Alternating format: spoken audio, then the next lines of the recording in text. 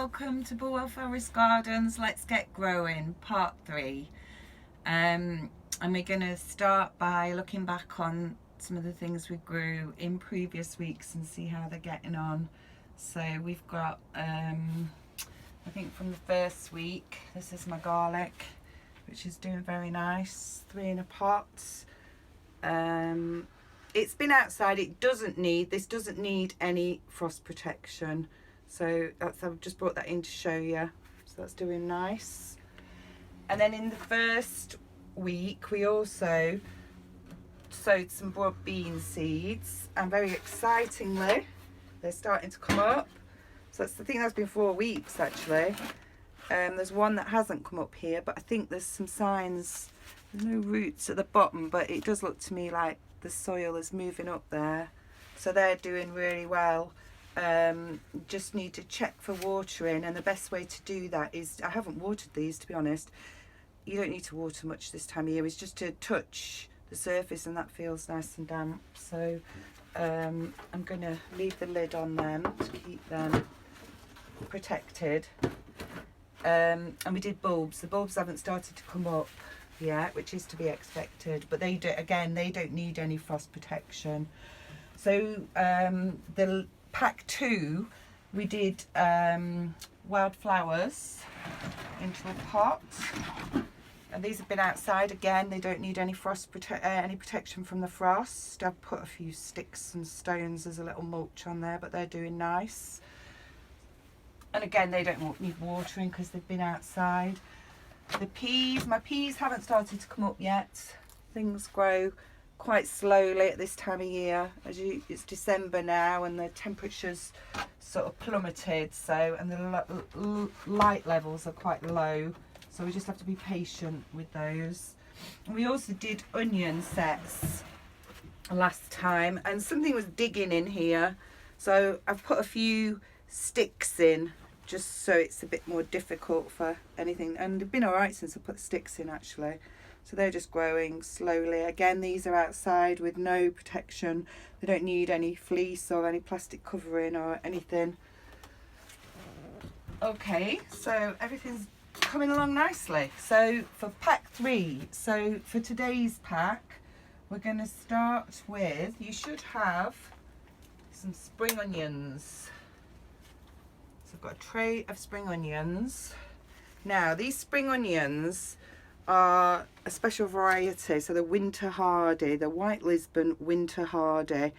So we sowed these a few weeks ago at B.F.G.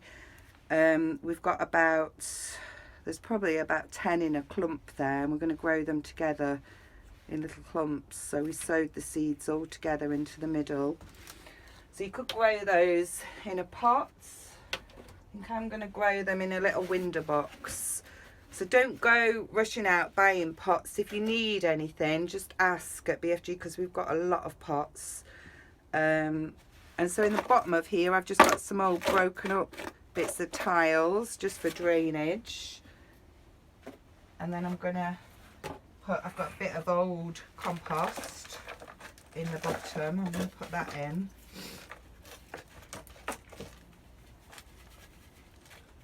And then I'm gonna put some new compost in.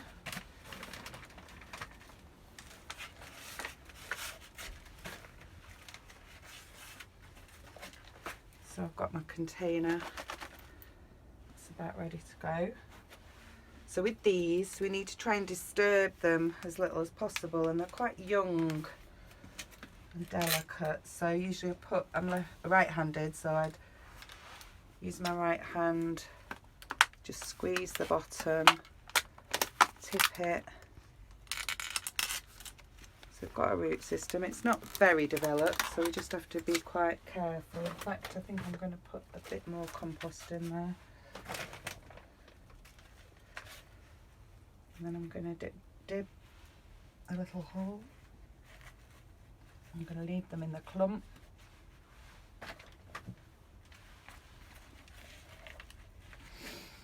And so on.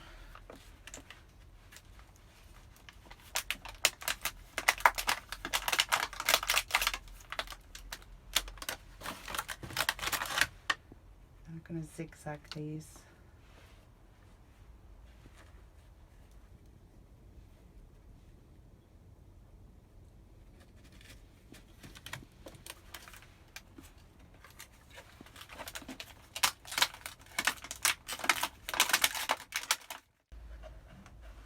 That's the last one in. And these are hardy, so they don't need any frost protection.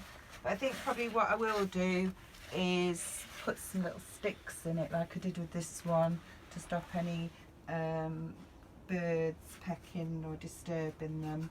And they'll be fine outside, and they'll just grow quite slowly over the winter. Okay, and the next thing that you should have is an envelope with some pea seeds in. Now, these are dried mushy peas. So the idea of this is to introduce you to microgreens. Now, microgreens, they're what they say they are. So it's like a green vegetable that you eat when it's very small. So we're going to grow these indoors on a windowsill, ideally. They need a little bit of heat, not too much. So these are for pea shoots, so it's the shoot that we're going to be eating of these. So I've just got some mushroom punnets. Now this one is going to be the planting vessel, so I've made some holes in the bottom of this one. And because it's going indoors, I'm going to put it inside another one. So this is going to be the kind of holder. I'm going to put some gravel in the bottom because I don't want my pea shoots just sitting in a lot of wet water, and I don't want the water running all over my windowsill. So I'm going to put the other container on top of it, and I'm just going to put a little bit of compost in the bottom. You don't need too much. And then these peas, I have soaked them. So I've soaked these overnight in a bit of water, a bit of cold water. You can soak them for an hour or two. It just helps them to germinate quicker. And then I'm going to put lots in, so I can kind of cover the surface, use all of them.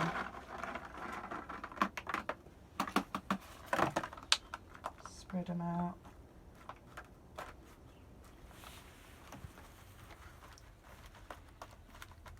And gently press them down, and I'm going to put a little bit more compost over the top. Not too much.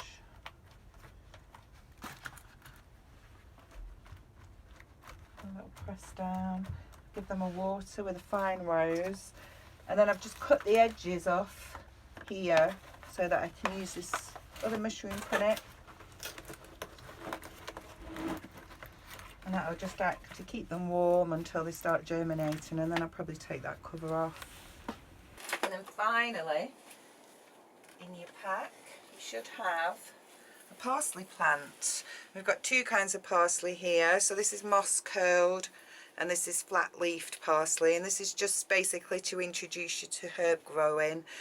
So these parsleys are biannual, which means it grows from a seed to producing seed in 2 years. So these plants are in the first year. We grew these from seed at B.F.G. So you can keep these on your windowsill. So all you have to do really is to make sure they don't dry out. And you probably want to get a little tray to put under again so water doesn't run everywhere. But with this one, I think this one's ready to cut, so I will be taking, probably take that leaf, and always use a pair of sharp scissors when you're cutting, and then you can use that to cook with. And we'll see how you get on with those. And that's it, I think. Okay, happy growing, and I'll see you in the next edition of Let's Get Growing.